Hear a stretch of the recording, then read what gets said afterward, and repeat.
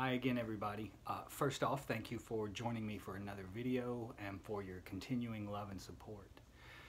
I like to keep these short so that I'm not pointlessly eating up your time with chit-chat, but I also like to make them as informative as possible to give you as much information as I can.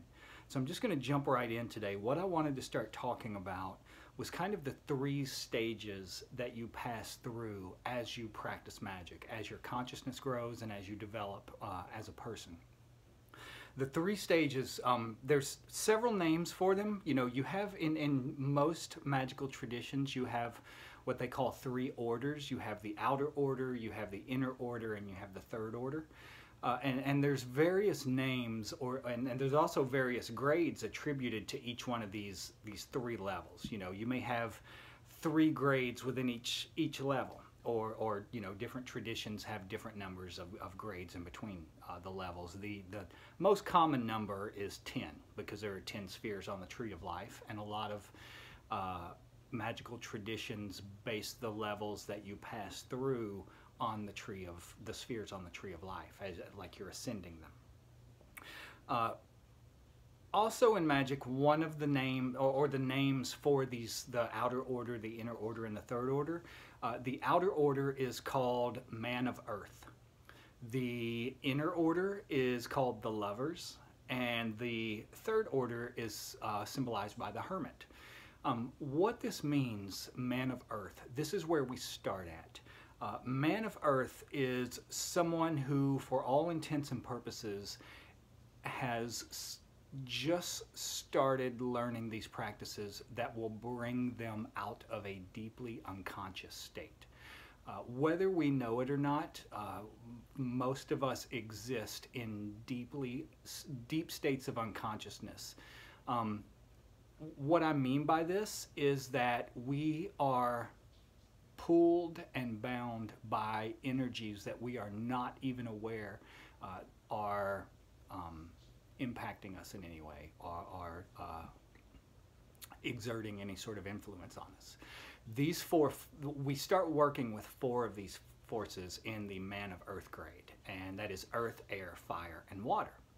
These four elements represent different aspects of our being. And you'll see what I mean. Like, everyone has at least one. If you're not doing these practices, or if you're not doing some practice to rectify and equilibrate this energy within your aura, they will be out of balance in one way or another. For example, someone who gets angry really easy and dwells on that anger for days, you know, stews over it, goes over it again and again in their minds, that person has an imbalance of fire. There is more fire within their energy system than the other three elements. Someone who overthinks everything to the point where a lot of times they can't even make a decision because they just keep turning stuff over and over in their head. People who suffer severe anxiety because they're constantly thinking about and worried about the future, that symbolizes air. You know, you have too much air energy in your system. People who get lost in sentimentality and let their emotions prevent them from making logical, reasonable decisions, those people have an overabundance of water energy in their aura or energy system.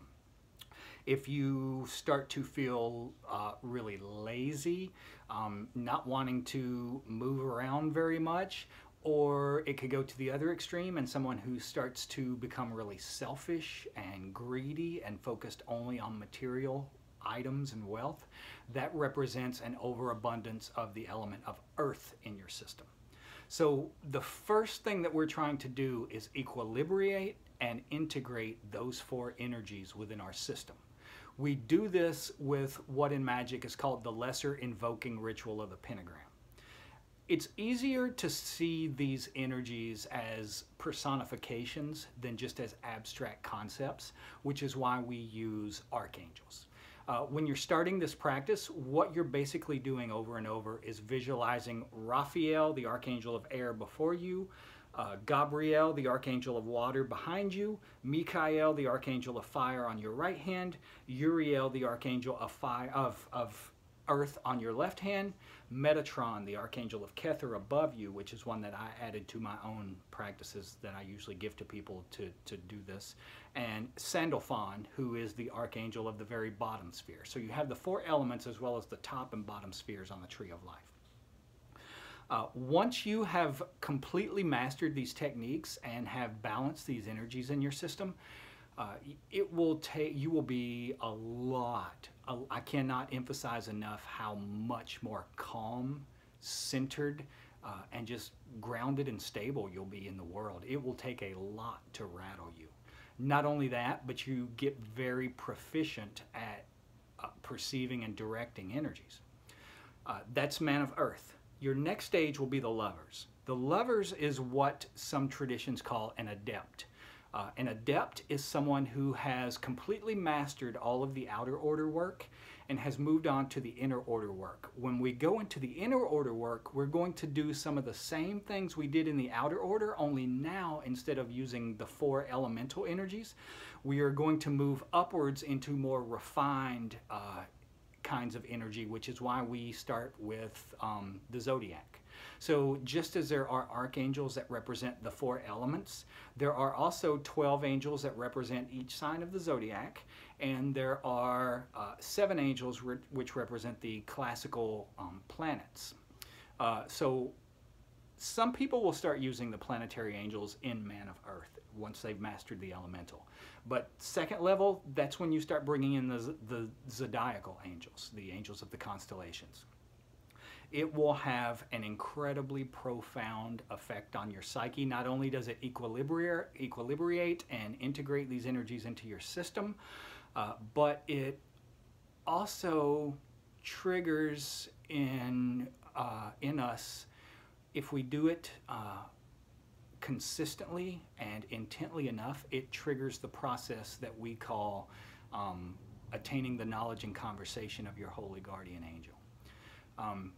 That requires a whole explanation in itself, but once that happens, it's almost like you will perceive it as direction. It will lead you to the next thing. That next thing is what we call crossing the abyss. Someone who has crossed the abyss is symbolized by the hermit. What we're talking about when we're talking about crossing the abyss is someone who has experienced reality from the perspective of unity. You know, out here normally in day-to-day life, we experience reality as an individual. You know, I'm here, you're there, and we're 2 separate things. When you cross the abyss, you realize that that's an illusion. You experience reality as this unified consciousness that is looking out through the eyes of every man, woman, and child on the planet. Remember how I said there are different grades within each level? For the hermit, there are 3 levels to the stage of the hermit. The first stage is master of the temple. Once you cross the abyss, you become master of the temple. The next stage is called magus, and it's advanced beyond even master of the temple. The final stage is called ipsissimus. And normally it's said that whenever you attain the grade of ipsissimus, you never tell anyone, not even people that may belong to the same order that you do. It's something you keep to yourself forever. Okay guys, I hope this has been helpful in some sort of way. When we come back the next video, I am going to share with you the actual technique to get started on this, which is the lesser invoking ritual of the Pentagram. We'll talk about how to do that, as well as which angel corresponds with each direction, what those energies represent, all that sort of stuff. If you think this is, you know, something you've heard a million times, a lot of people in the realm of magic have heard about this particular first ritual forever.